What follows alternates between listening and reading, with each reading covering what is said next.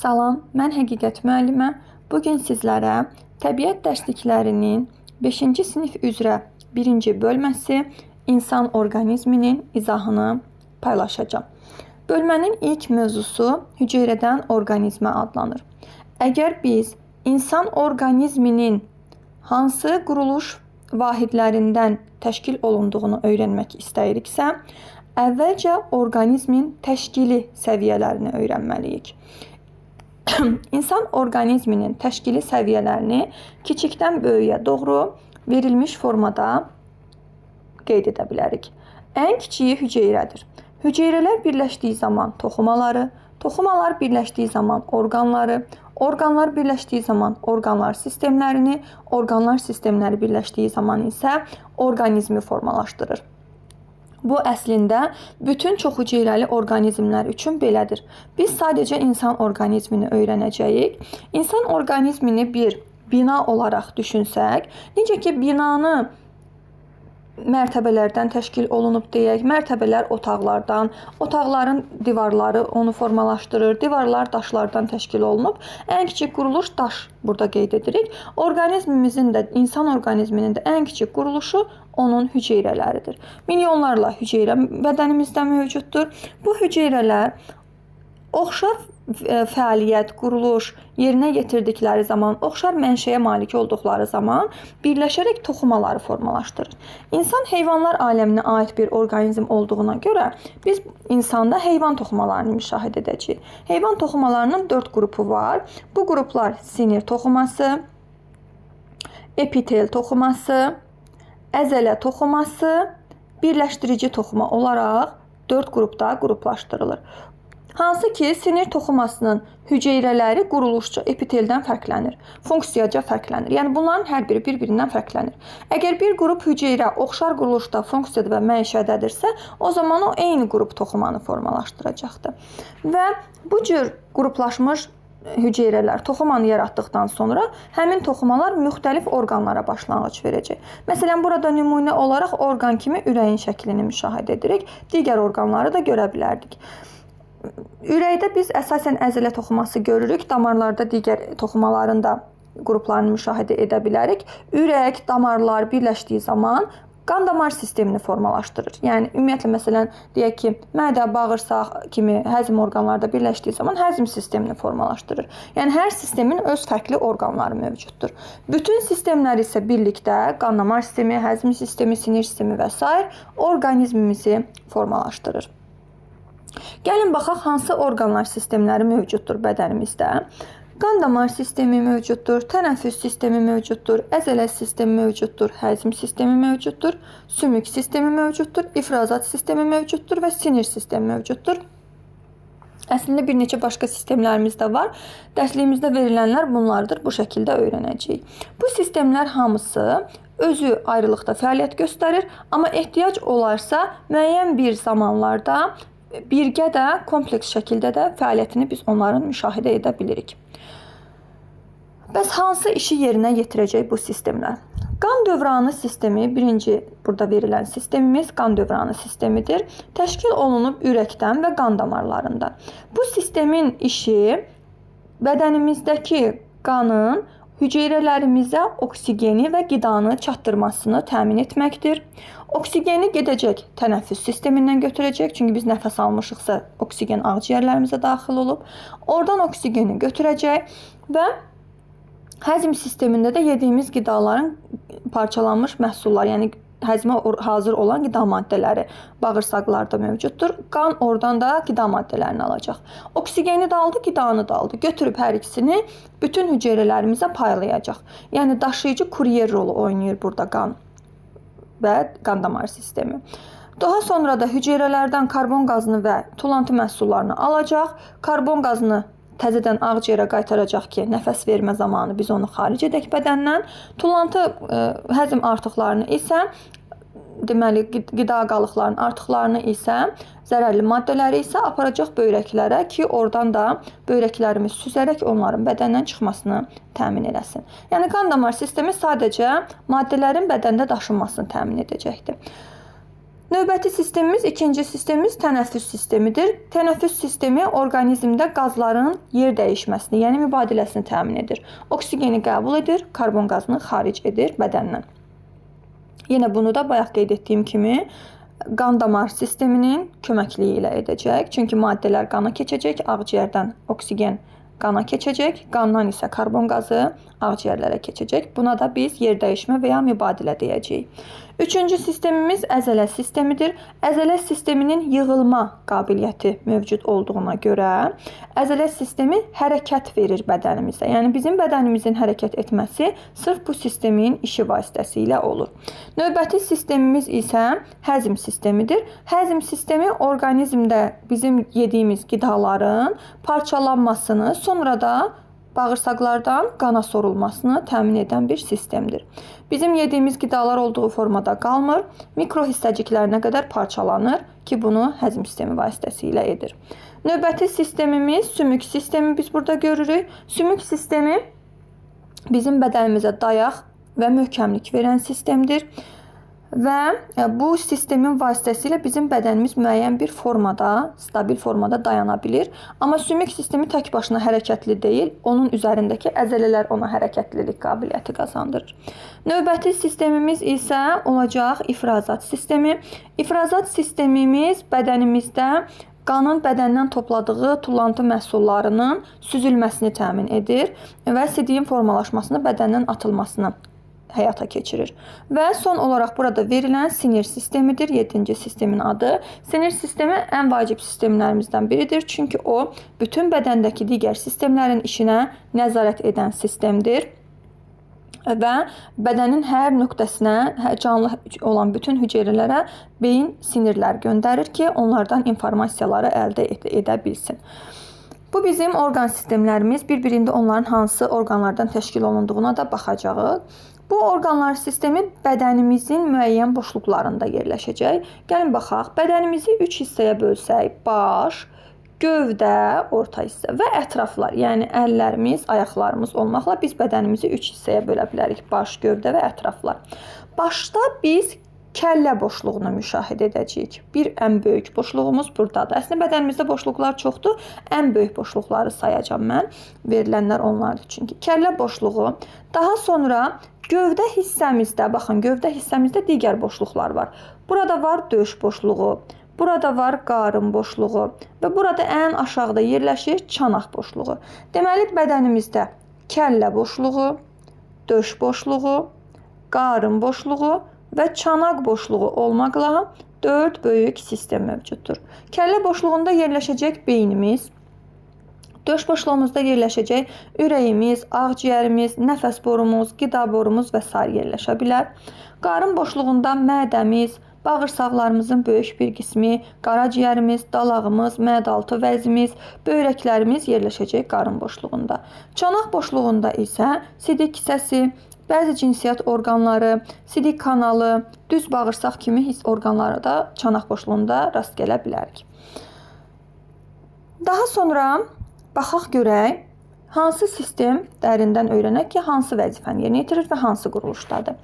Birinci sistemimiz olacaq sümük sistemi. Dedik ki, sümük sistemi bədənimizə möhkəmlik və dayaq verir və sistem olaraq nələrdən ibarətdir? Hər bir orqan sistemi orqanlardan ibarətdir. Bu orqanlar sümük sistemində elə sümüklər adlanır. Sümük özü birləşdirici toxumanın sümük növünə aiddir. Qrup olaraq birləşdirici toxumaya aiddir. Növ olaraq sümük növünə aiddir. Və bu birləşdirici toxumanın sümük növünün birləşməsi nəticəsində bizim orqanlarımız, sümüklərimiz formalaşır. Sonra bu sümüklər də sümük sistemini əmələ gətirir. Bəzi sümüklərimizin quruluşu ilə tanış olaq. Bədənimizin skeletində nə görürük? Yenə başın skeletini görürük.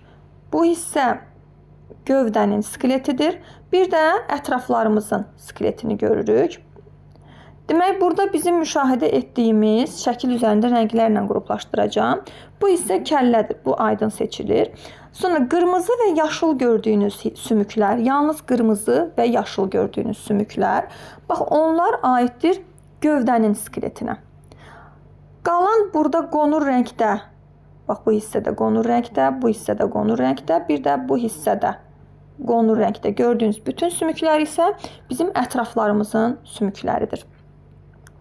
Kəllənin skeletində əsasən sümüklər hərəkətsiz birləşiblər və onların əsas işi beyni qorumaqdır. Beyin dırnaq arası dəbilqə rolu oynayan orqan kimi qeyd olunacaq. Dəbilqə dediyimizdə əvvəllər əsgərlərin başına, beyni başı qorumaq üçün keçirdiyi bir qoruyucu geyim olaraq deyə bilərik. Ona oxşadılır. Ona görə bu sümük dəbilqə sümüyü adlandırılır.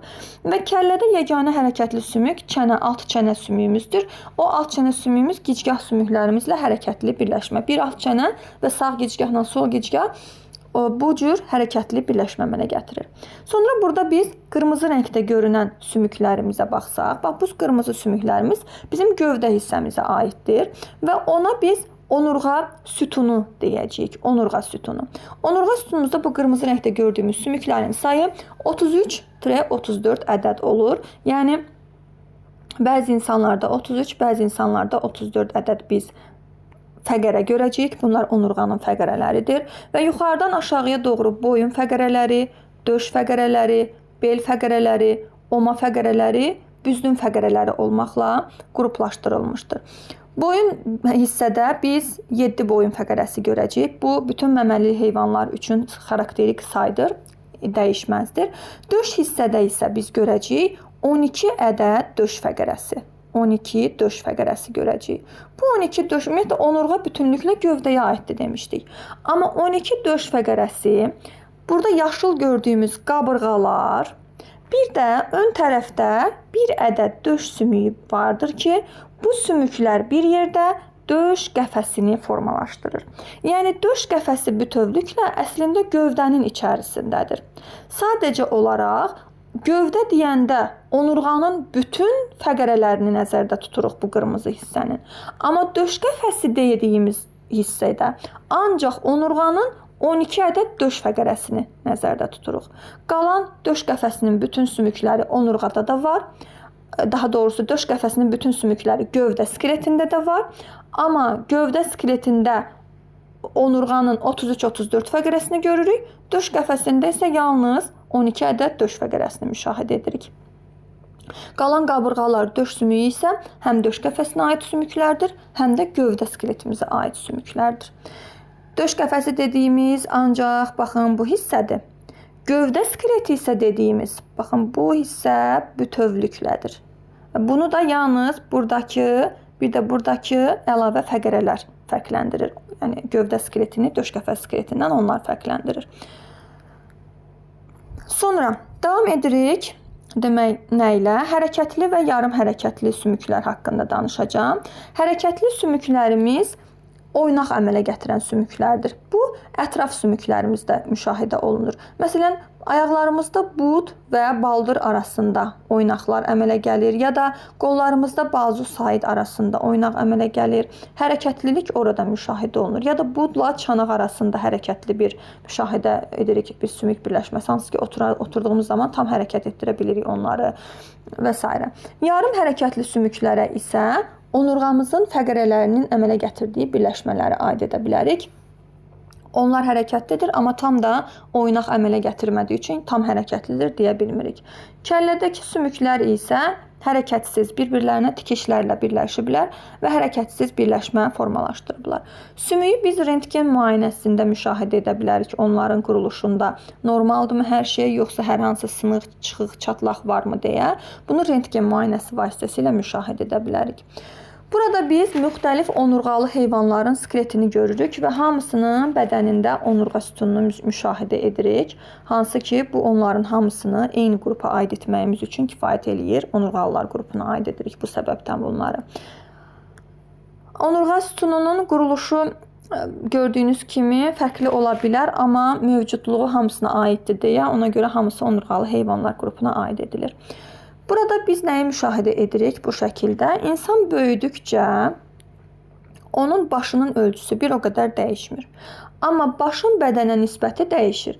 Deyək ki, burada başın bədənə nisbəti olsun 3-ün 1-ədir. 3-ün 1-ədir körpə uşaqlarda. Böyüdükcə fikir verirsinizmi? Başın ölçüsü dəyişmir, amma bədən artır. Deməli, bədənin ölçüləri artıbdır. Buna görə də bədənin başa nisbəti də çoxalmış olacaqdır. Həmçinin böyük insanlarda da təqribən 8 hissədən biri başın payına düşür. Körpə uşaqlarda isə 3 hissədən biri başın payına düşür. Çünki insan böyüdükcə gövdənin, ətrafların uzandığını, amma başın bir o qədər də ölçüsünün dəyişmədiyini müşahidə edirik. Bu şəkil bizə bunu ifadə etməyə çalışır. Növbəti sistemimiz əzələ sistemidir. Qeyd etmişdik ki, əzələ sistemi bədənimizin hərəkətini, yığılma qabiliyyətini təmin eləyir. Bədənimizdəki əzələlər yığılıb boşalaraq sümükləri hərəkət etdirir ya da heç sümük olmayan yerdə olsa belə əzələnin hərəkəti orqanı hərəkət etdirməyə kifayət eləyir. Bütün orqanlarımız əzələvidir desək doğru olmaz. Məsələn, məədaltı vəzimizdə əzələ yoxdur, ağciyərlərimizdə əzələ yoxdur, beynimizdə əzələ yoxdur. Amma daxili orqanlarımızın əksəriyyətində var. Məsələn, mədəmizin əzələsi var. Məsələn, biz müşahidə edə bilərik bədənimizin skeletinin üzərindəki bu skelet əzələlərimiz, hansı ki, onlar da əzələ toxumasından təşkil olunublar. Ümumiyyətlə, əzələvi orqanların hamısı əzələ toxumasından təşkil olunmuş sayılır. Ürəyin özü və s. Burada müxtəlif əzələləri görürük. Çənə əzələsi, boyun əzələsi, çiyin əzələsi, qarın əzələsi, bud əzələsi, baldır əzələsi və yaxud da bazu əzələsi kimi müxtəlif tip əzələlərimizi görürük. Əslində çoxdur, bəzilərini bizə belə veriblər bu şəkildə.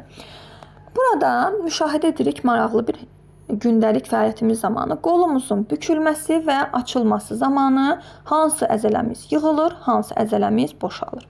Əvvəlcə gəlin bükülməyə baxaq. İstəyir qol bükülsün, istəyir biz məsələn belimizi arxaya doğru əydik ya da önə doğru əyildik. İstənilən halda hansı tərəfə ki əyilirik, o tərəfdəki əzələlər yığılır. Əks tərəfdəki əzələlər isə boşalır. Məsələn, burada qolumuz büküləndə içəriyə doğru əyilir. Deməli, içərinin əzələsi yığılma vəziyyətinə keçəcək. İçəri sözü i ilə başlayır. İki başlı əzələ də i ilə başlayır. Bazu, bu hissəyə bazu deyəcəyik bu arada. Bu hissəyə sait hissə deyəcəyik. Bazunun yığılan ön tərəfdəki, iç tərəfdəki əzələsi iki başlıdır qol büküləndə. Çöl tərəfdəki əzələsi isə üç başlı əzələdir. İki başlı əzələ içəridə olduğu üçün qolumuzu biz içəriyə bükəndə həmin o iki başlı əzələnin yığıldığını müşahidə edəcəyik. Əks tərəfdə olan üç başlı əzələ bu zaman boşalacaq. Deməli, iki başlı əzələ yığıldı qol büküləndə. Üç başlı əzələ boşaldı. Ümumiyyətlə, iki başlı və üç başlı əzələnin hər ikisinin yığılması ya da hər ikisinin eyni anda boşalması mümkün deyil. Bu zamanda sait hissənin bazuya tərəf qalxdığını, yəni qolun büküldüyünü müşahidə etmiş oluruq.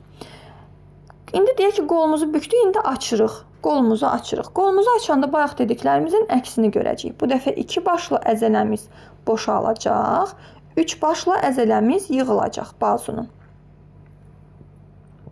Fikir verirsinizsə, bazunun üç başlı əzələsi burada yığılıbdır. İki başlı əzələsi isə boşalma vəziyyətinə keçibdir. Nəticədə qolumuz açılıb. Bunu bazuda nümunə olaraq veriblər. Amma bu bütün bədənimizin əzələlərində eyni formada olacaq. Məsələn, biz boynumuzu önə tərəf əysək, boynun iç tərəfindəki əzələlər yığılır. Boynumuzun arxa əzələləri isə boşalır. Amma boynumuzu arxaya tərəf başımızı yuxarı qaldırsaq, onda boynumuzun arxa tərəfindəki əzələlər yığılıb, ön tərəfindəki əzələlər boşalmış vəziyyətdə olacaq. Yəni, eyni formada, burada qeyd olunan formada hərəkəti müşahidə edəcəyik biz. Əzələlər adətən sümüklərin üzərində olur, sümükləri hərəkət etdirir. Amma məsələn, mədənin, ürəyin hərəkətli olduğunu bilirik. Mədə yığılıb açılır, həzm edir qidanı, ürək yığılır, açılır, qanı ötürür orqanlara. Yəni, əzələ skeletsiz də olsa hərəkət edə bilir. Amma skelet əzələsiz olduğu zaman hərəkət edə bilmir. Çünki hərəkətlilik əzələnin funksiyasıdır. Növbəti sistemimiz olacaq həzm sistemimiz. Yəni, yediyimiz qidaları parçalayan sistemimiz. Gəlin, baxaq, hansı orqanlardan ibarətdir? Çünki bütün sistemlər müəyyən orqanlardan ibarət olmalıdır. Həzm sistemi də həmçinin. Həzm orqanlarının ağız boşluğu, daha sonra qida borusu, birinci ağız boşluğu, sonra qida borusu, üçüncü mədəmiz, dördüncü yoğun bağırsağımız, nazik bağırsağımız, 5-ci yoğun bağırsağımızdır və burada anus yoğun bağırsağın son şöbəsi olaraq verilibdir və sonuncu da onu qeyd edəcəyik. Ağız boşluğunda nə baş verir? Ağız boşluğunda bizim dilimiz və dişlərimiz var. Dişlərimiz qidanı xırda hissələrə parçalayır, yəni mexaniki həzm prosesini yerinə yetirir. Dilimiz isə qidanı çevirir, həmçinin onun udlağa ötürülməsini təmin eləyir, yəni bizim onu udmağımızı asanlaşdırır. Həm də çevirərkən ağzımızdakı ağız suyunun qidaya daha yaxşı nüfuz etməsini təmin eləyir. Bizim yediyimiz qidaların tərkibində olan nişasta ağız boşluğunda parçalanmaya məruz qalır. Yəni ağzımızda nişasta parçalana bilər. Bu səbəbdən ağzımızda kimyəvi həzm də gedə bilər. Çünki biz dişlərin mexaniki həzmi yerinə yetirdiyini dedik, amma ağzımızda fermentlər də var deyə onlar da kimyəvi həzmi yerinə yetirə bilərlər, nişastanı parçalaya bilərlər. İkinci hissədə qida borusunu müşahidə edirik. Qida borumuz udulaqdan sonra gəlir. Uduruq biz artıq qida keçir qida borusuna. Burada da onu müşahidə edirik. Qida borusu gəlir, mədəyə qədər uzanır və ağızdan qidanın bu qida borusu ilə hərəkəti əzələlərin yığılıb açılması sayəsində olur. Əzələlər qida borusuna yığılıb açılır ki, qida aşağıya doğru sürüşsün və mədəyə düşsün. Qida mədəyə düşəndən sonra burada 4-6 saat ərzində həzmə uğrayır və bu 4-6 saat ərzində onun tərkibinə mədəmiz fermentlər hazırlayır, onun kimyəvi təsirə məruz qoyur. Mədəmizdə heyvani mənşəli zülallar kimyəvi həzmə uğrayır. Bəzi karbohidratlar, yəni şəkərlər, sonra yağlar həzmə uğrayır. Yəni mədəmizdə əsasən kimyəvi həzm gedir. Həmçinin mədə yığılıb açılaraq oradakı qida horasının qarışmasını da təmin eləmiş olur. Daha sonra mədəmizdə xlorid turşusu olur, yəni turş mühitdir mədəmizin içərisi. Ağzımızın içərisi zəif qələvi mühit idi, amma mədəmizin içərisində turş mühit olacaq. Həmçinin də nazik bağırsağımızda da qələvidir, amma güclü qələvi mühitdir. Güclü qələvi mühitdir. Ağzımızda isə zəif qələvi mühitdir. Amma mədəmizdə turş mühitdir. Çünki orada turşular mövcuddur, mədə turşuları mövcuddur və mədənin daxili divarından həmçinin qidaya təsir edən mədə şirəsini də ifraz edir mədə ki, o da qidaya təsir göstərir, kimyəvi həzmi asanlaşdırır. Keçirik nazik bağırsağa. Dedik ki, nazik bağırsaqda güclü qələvi mühit var və bu güclü qələvi mühit qida horasının tam maksimal mikro hissəciklərinə parçalanmasını təmin edir. Burada yenə zülalların, yağların, karbohidratların həzmini müşahidə edə bilərik, həzmə uğradığını müşahidə edə bilərik və nazik bağırsağın divarlarında çoxlu qan kapilyarları mövcuddur. Nazik bağırsağın özünün də divarı bir qatlı olduğu üçün burada tam həzmə uğrayan maddələr bu bir qatlı toxumadan çıxır xaricə və orada qan kapilyarlarına qarşılaşır. Qan kapilyarları ilə qarşılaşır. Bu qida maddələri oradan birbaşa keçir qan kapilyarlarına. Qan da onu aparacaq hüceyrələrimizə qida maddəsi. Çünki gözlüklər acdılar, qidanı hüceyrələrə çatdıracaq. Yəni qidanın qana sorulması sırf nazik bağırsağın xovları vasitəsilə, xovlardan kapilyarlara keçidi vasitəsilə təmin olunacaqdır. Yoğun bağırsaqda nə baş verir? Bəs nazik bağırsaqdan sonra baxın bu kənar hissədə qalın şəkildə göstərilən yoğun bağırsaqdır. Yoğun bağırsaqlarımızda isə bəzi məsələn həzmə uğramayan maddələrin qana sovrulması baş verir. Məsələn, deyək ki, su buradan qana sovrulur, alkoqol buradan qana sovrulur, vitaminlər buradan qana sovrulur. Hansı ki, bu adını çəkdiklərimin heç biri parçalamaya məruz qalmır. Qəbul etdiyimiz formada da qana sovrulur. Bir də ki, lazım olmayan, həzmə uğramayan, xaricə atılmalı olan qida, belə deyək, tullantıları yoğun bağırsaqdan da xaricə anus vasitəsilə tullanır. Bu da bizim həzm sistemimiz. Növbəti sistemimiz isə adlanacaq tənəffüs sistemi. Tənəffüs sistemi oksigen və karbon qazlarının mübadiləsini təmin edir demişdik və biz nəfəs almadan heç yaşaya bilmərik. Çünki bədənimiz qida maddələrini bayaq həzm sistemində qeyd etdik ki, qəbul eləyəndən sonra bu qida maddələrinin tam parçalanmasını həzm sistemi yerinə yetirir, sonra onu ötürür qana. Və qida maddəsini çox qəbul etdiyimiz üçün onların bir qismi də bədənimizdə depolanır. Pi şəklində, karbohidrat şəklində ehtiyatda saxlanılır. Çünki biz qida vasitəsilə enerji əldə edirik. Amma qidanın enerji əmələ gətirməsi üçün parçalanması lazımdır. Və qidanın parçalanması oksigenin iştirakı ilə gedir. Ona görə də biz enerjini depolamadığımız üçün, yalnız qidanı depoladığımız üçün, qidanın parçalanması üçün mütəmadi olaraq oksigen qəbul etməliyik ki, bədənimizdə hazır vəziyyətdə gözləyən qida maddələri oksigenin iştirakı ilə parçalansın və bizə enerji versin. Ona görə də biz nəfəs almadan bir neçə dəqiqədən artıq yaşaya bilmirik. Çünki bədənimizdə qida maddələri oksigensiz enerji formalaşdıra bilmirlər. Ona görə də havasız şəraitdə kosmosda ya da su altında məcburuq ki, həmin bu işlə məşğul olan insanlara oksigen balonları ilə dəstək olunsun, yəni geyimlərində buna yer verilsin. Məsələn, biz burada müşahidə edə bilərik skafandrı və astronavtların və su altı dalğıclarının istifadə etdiyi, suyun dərin qatlarında boğulmamaq üçün istifadə etdiyi akvalangı müşahidə edə bilərik. Hansı ki, hər ikisi oksigenlə dolu olan balonlardır. Astronavtlarda buna skafandr deyəcəyik, dalğıclarda isə akvalang qeyd edəcəyik bunun adına, oksigen balonunun adına. Onun içərisində oksigen olur ki, şəxs boğulmasın, nəfəssiz qalmasın. Çünki bu bir neçə dəqiqə onun ölümünə səbəb ola bilər.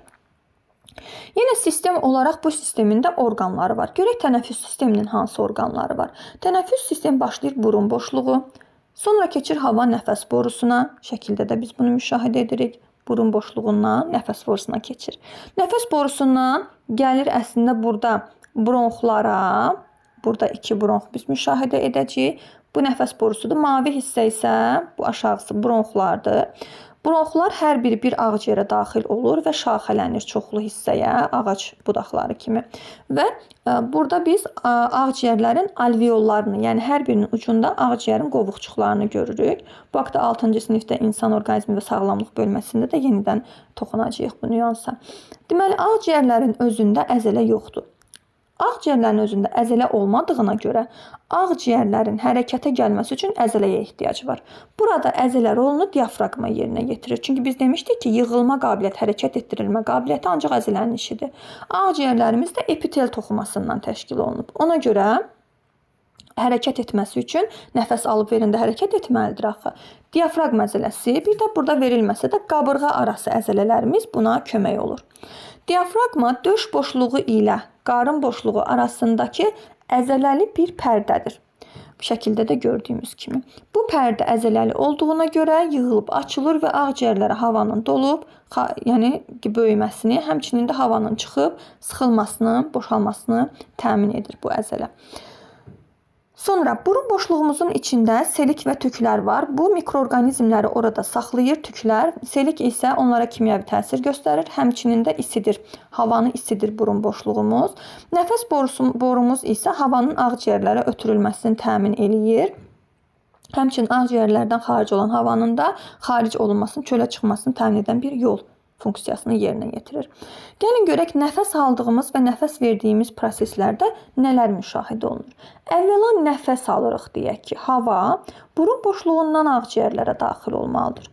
Bu zaman təbii ki, nəfəs aldığımız üçün ağciyərlərə hava dolur. Ağciyərlər genişlənir. Ağciyərlər genişlənibsə, döş qəfəsi də genişlənəcək. Döş qəfəsi genişlənibsə, qabırğalarımız genişlənəcək. Qabırğalarımız genişlənibsə, diafraqma aşağı basılacaq. İş görən orqanda nə edirdi? Yığılırdı. Deməli, diafraqma yığılacaq. Qabırğa arası əzələlər yığılacaq. Bu fizioloji proseslərdir. Nəfəs vermədə isə bunların tamamilə əksi olur. Artıq nəfəs verəndə hava çıxır bizim ağciyərimizdən. Ağciyərlərimiz balacalaşır. Ağciyərlərimiz balacalaşdığı üçün döş qəfəsimiz sıxılmış olur. Ağciyərlərimiz kiçilmiş olur. Həmçinin də diafraqma artıq işini görüb bitiribdi də. Bayaq nəfəs almada işini görmüşdü. Ona görə artıq boşalma vəziyyətinə keçəcək. Həmçinin qabırğa arası əzələlər də boşalma vəziyyətinə keçəcək. Bu baş verən orqan sisteminin orqanlarında baş verən proseslər. Bəs daxil olub xaric olan havanın tərkibində hansı dəyişikliklər baş verəcək? Bu cədvəldə biz onu müşahidə edəcəyik. Çox asan bir metodu var bunu yadda saxlamağın. Nəfəs aldığımız havada nə çoxdur? Biz niyə nəfəs alırıq? Oksigen əldə etmək üçün. Deməli, oksigen nəfəs aldığımız havada çoxdur, nəfəs verdiyimiz havada azdır. Qalan bütün amillər əksinə. Yəni, qəbul etdiyimiz hava hissəsinə baxaq, sadəcə sol sütuna baxacağıq. Əgər qəbul etdiyimiz havada oksigen çoxdursa, qalan hamısı azdır. Baxın, karbon qazı azdır, su buxarı azdır, havanın temperaturu azdır ki, burada nisbətən sərindir kimi verib. Bircə dənə oksigen çoxdur. Xarici olan havada isə oksigen azdır. Çünki biz oksigenini almışıq havanın, artıq nəfəs verəndə karbonla zəngin hava veririk. Ona görə oksigen azdır. Qalan hamısı isə çoxdur. Karbon qazı çoxdur, su buxarı çoxdur və temperaturu da çoxdur. Bu şəkildə, sxematik şəkildə yadınızda saxlayın. Yəni, bir dənə oksigen qəbul edilən havada çoxdur, xaric edilən havada azdır. Qalanlar isə qəbul edilən havada azdır, xaric edilən havada çoxdur. Bu şəkildə yadımızda saxlayırıq.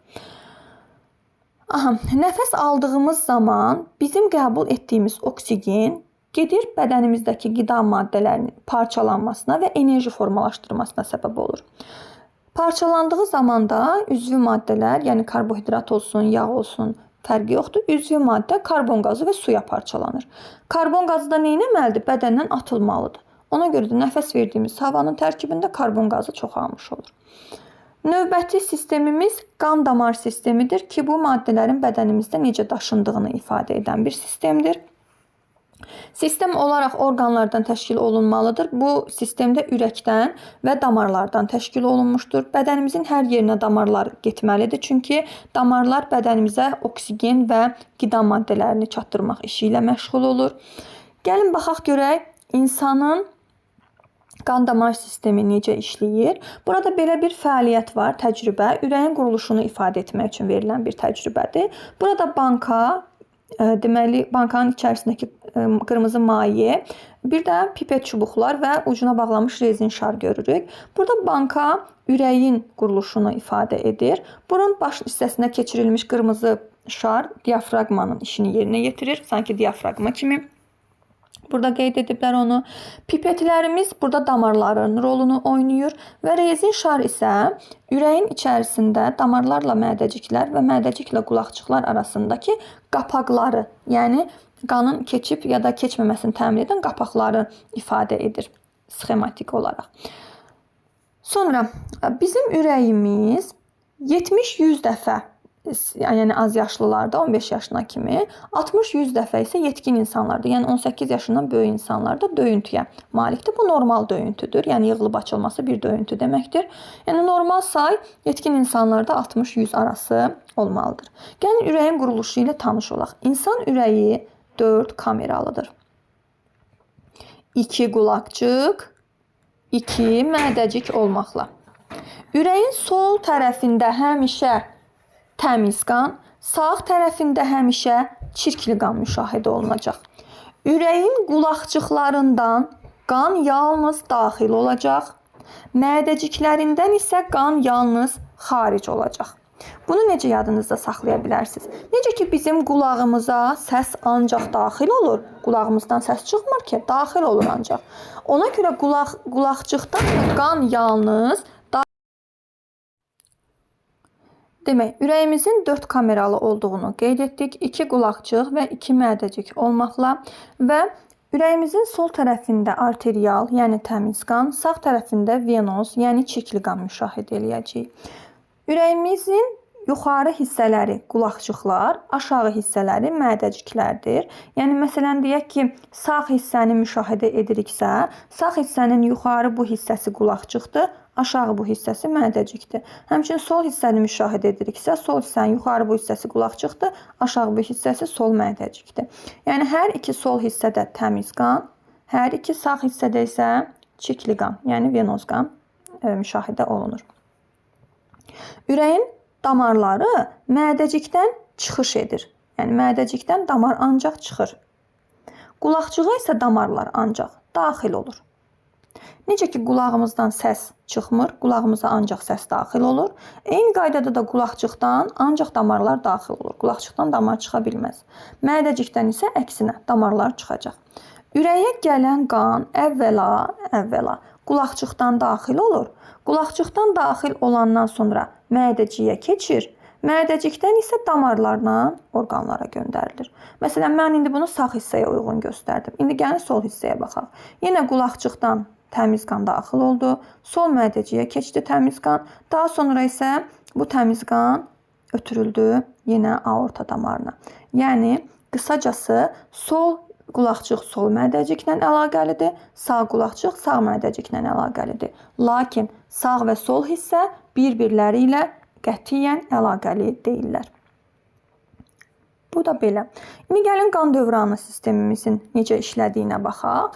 Qan dövranı sistemimiz orqanizmimizdəki iki fərqli işi yerinə yetirməklə görəvlidir. Birinci iş qanın təmizlənməsidir. Qanı təmizləmək onu karbon qazından təmizləyib oksigenlə zənginləşdirmək deməkdir. İkinci işi isə ürəyimizin, qan damar sistemimizin işi isə orqanlara qidalı və oksigenli qanı çatdırmaqdır.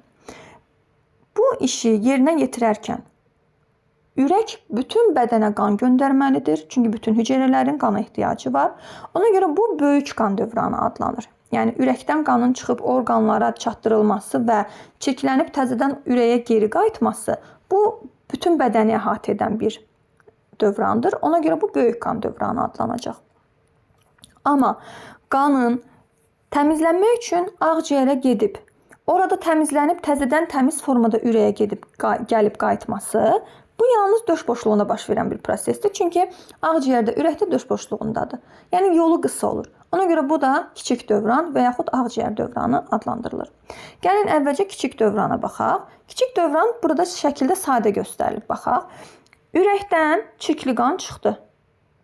Getdi ağciyərə.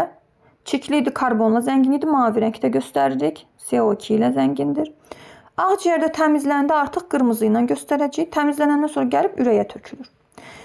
Burada artıq qırmızı ilə göstərilir, çünki oksigenlə zəngindir. Oksigeni çoxalıb tərkibini. Ağciyərə bundan ötürü getmişdi onsuz da. Ürəkdən çirkli qan çıxırsa və biz də dedik ki, çirkli qan sağ tərəfdən çıxır. Deməli, kiçik qan dövranı sağdan başlayır. Və çıxış hardan idi? Çıxış mədəcikdən idi. Demişdik, ürəyə daxil olursa qan qulaqçıqdan, çıxırsa mədəcikdən çıxır. Deməli, sağ mədəcikdən çıxdı, getdi ağciyərlərə. Ağciyərlərdə təmizləndi, artıq təmizdirsə sola gəlməlidir, düzdürmü? Və daxil olursa hardan daxil olmalıdır? Qulaqçıqdan daxil olmalıdır. Deməli, kiçik qan dövranı sağ mədəciklə başlayıb, sol qulaqçıqla bitdi. Bəs yaxşı. Bu nəyə xidmət etdi? Qanın təmizlənməsinə. Və sadəcə döş boşluğunda proses tamamlandı. Amma digər böyük qan dövranında sadə deyil bu qədər işlər. Gəlin baxaq görək böyük qan dövranında nələr baş verir. Bu dəfə ürəkdən qidalı qan orqanlara çatdırılmalıdır və orqanlarda çirklənib təzədən ürəyə qayıtmalıdır. Baxın, ürəkdən təmiz qan çıxır. Burada qırmızı göstərilib. Deməli, təmiz qandır. Və çıxırsa hardan çıxacaq? Mədəcikdən çıxış var. Qulaqçıqdan çıxış yoxdur ki, qulaqçığa ancaq səs daxil olduğu kimi qulağımıza ancaq damar daxil olurdu. İndi bu ürəkdən təmiz qanın çıxmasına, təmizdirsə, deməli soldan çıxır. Çıxırsa, deməli mədəcikdən çıxır. Çünki çıxış ancaq mədəcikdəndir. Sol mədəcikdən çıxır. Fikir verin, başa, qollara, bütün orqanlara, bütün orqanlarımıza, hər yerə qidalı qan aparılır. Bu böyük ərazi məsafə qət etdiyi üçün bu böyük qan dövranıdır. Orqanlar da nə edir? Bu oksigenlə zəngin qanı alır, çevirir onu karbonla zəngin qana. Çünki oksigeni alır, axı qida maddələri oksigen iştirakı ilə dedik parçalanıb enerji əmələ gətirirdi. Və bunun da məhsulu karbon qazı və su idi. Ona görə oksigeni alandan sonra o məhsul olan karbon qazını qana verir. Artıq qan çirkləndi. Çirkli qan bütün orqanlardan toplanır. Toplandı hamısı. Və gəldilər ürəyə daxil olmağa. Çirklidirsə hardan daxil olmalı? Çirkli qan sağ tərəfdədir. Sağdan daxil olmalıdır.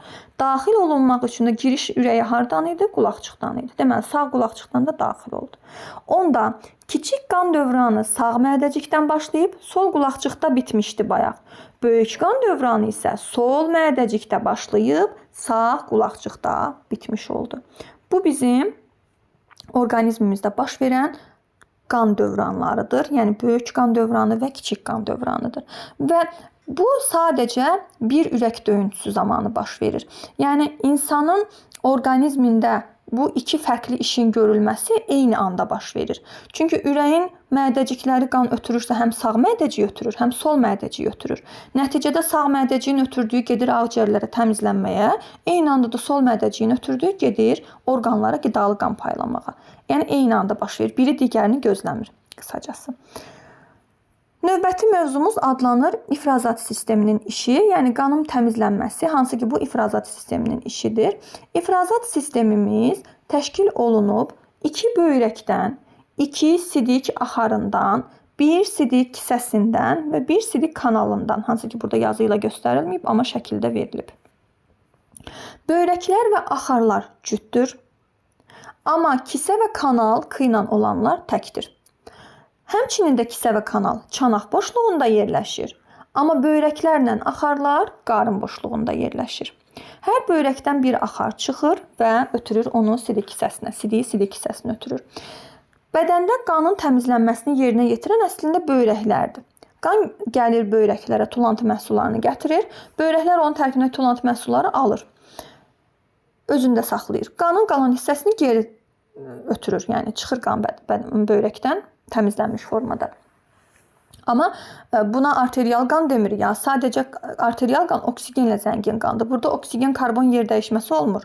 Burada yalnız tulantı məhsulları saxlanılır. Yəni o mənada təmizlənmiş dedik. Sonra böyrəklər tulantı məhsullarını saxlayır və suyun artığını da həmçinin. Bu artıq sidik formalaşmış sayılır. Böyrəklərdə qanın süzülməsi və sidiyin əmələ gəlməsi prosesi tamamlanmış olur. Daha sonra isə ötürülür bu formalaşan son sidik axarları ilə kisəyə. Kisədə saxlanılır və sidik kisəsi təqribən 2 saatdan 5 saata qədər sidiyin saxlanmasını təmin edə bilər. Bundan artığı həm orqanizmimiz üçün sağlıqlı deyil, həm də bu sidik kisəsinin potensialında olan bir şey deyil. Sidik kisəsi elə adı üstündə kisə formasında bir orqandır və sadəcə sidiyin saxlanılmasını təmin edən bir orqandır. Əgər sidiyin xaric olunması lazımdırsa, bu zaman sidik kisəsinin xarici açılan axarı sidik kanalının əzələləri yığılır və sidiyin xaric olunmasını təmin edir. Bu da bizim ifrazat sistemimizin işi. Bəzən ifrazatda başqa orqanlar da iştirak edə bilər. Amma onlar onun ifrazat sistemi orqanı olması demək deyil. Məsələn, tərləyərkən də bədənimizdən mineral duzların artığı, mayenin artığı xaric olunur. Bu da ifrazatdır əslində. Amma dərimiz ifrazat sistemi orqanı deyil. Sadəcə ifrazatda iştirak edə bilir. Amma sırf ifrazat sistemi orqanları dedikdə bayaq adını çəkdiyim orqanlar nəzərdə tutacağıq. Sonuncu sistemimiz isə adlanır insan orqanizmi necə idarə olunur, yəni sinir sistemimiz.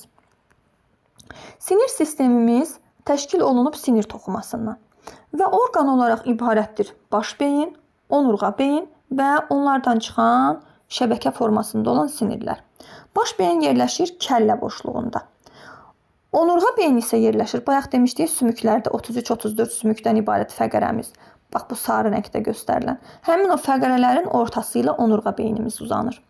Onurğa beynimiz elə bir baş beyin direktordur. Onurğa beynimiz, belə deyək, zavuçdur. Yəni, məktəbin digər hissələri ilə əlaqə yaradıb direktora ötürür məlumatları. Və zavuçun da, belə deyək də, köməkçiləri var. Onlar da sinirlərdir. Hər otağa doğru müəllimlər. Əlaqələndirən sinirlər kimi. Bunlar hamısı bir yerdə təşkil edir sinir sistemimizi. Sinir sistemimiz bütün bədənin işinə nəzarət etməlidir. Ona görə də ən vacib sistemimiz hesab olunur. Ona görə də ən çox müdafiə olunan və qorunan sistem də odur. Fikir verirsinizsə, həm baş beyin tamamilə sümüklərlə əhatə olunub, həm də onurğa beyin bütünlüklə onurğa sütununun sümükləri ilə qorunur.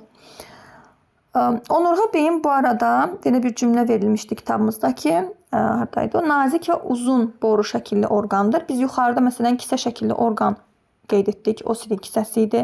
Dəbilqə şəkilli orqan bu kəllə skeletini təşkil edən sümükləri belə adlandırmışdıq. Bir də keçəcəm ağciyərlərdə süngər formasında olan orqan, o da ağciyərləri qeyd edəcəyik. Yəni bu oxşarlıq var adlandırmalarda, ona görə ümumiləşdirdim burada. Deməli, nazik uzun boru şəkilli bir orqandır onurğa beynimiz və bədənin bütün hissələrinə sinirləri onurğa beyni göndərir. Nəticədə bədəni idarə eləyir və bir də bizim duyğu orqanlarımız da həmçinin sinir sistemi vasitəsilə idarə olunur. Duyğu orqanlarımızı 5 qrupa böləcəyik və baş beyin tərəfindən idarə olunur duyğu orqanlarımız. Qoxu bilmə orqanımız burun, dad bilmə orqanımız dil, eşitmə orqanımız qulaq, görmə orqanımız göz, bir də toxunma və hiss etmə orqanımız dərimizdir. Burada dadbilmə və dəri haqqında biraz müqayisə edəcəm. Əslində dadbilmə orqanımız dərinin funksiyaları olan istini, təzyiqi hiss etmə qabiliyyətinə malikdir. Həmçinin buna gözümüzdə, burnumuzda, eşitmə orqanımız da malikdir. Amma dadbilmə orqanımızın və digər dəridən başqaki duyğu orqanlarımız var, başqa işləri də var. Məsələn, görmə orqanımız görməni, eşitmə orqanımız eşitməni, qoxu bilmə orqanımız qoxunu hiss etməni, dad bilmə orqanımız dad bilməni təmin edir. Amma bundan başqa hiss etmə funksiyaları da var onların, yəni temperatur, təzyiqi hiss edə bilirlər. Dərimiz isə bunu xüsusilə yerinə yetirən bir duyğu orqanıdır və səthi ən geniş duyğu orqanı da bizim dərimizdir. Çünki bütün bədənimizi əhatə edir. Digər duyğu orqanları daha kiçik səthə malikdirlər. Belə. Bu da bizim duyğu orqanlarımız və nəticədə biz bu bölmədə nələr öyrəndik? Bu bölmədə müxtəlif bədənin 3 hissədən ibarət olduğunu gördük. Baş, gövdə və ətraflar olmaqla. Orqanların birləşərək orqanlar sistemini formalaşdırdığını gördük. Hər orqan sisteminin hansı orqanlardan təşkil olunduğunu öyrəndik. Həmin orqanların işini, vəzifəsini öyrəndik.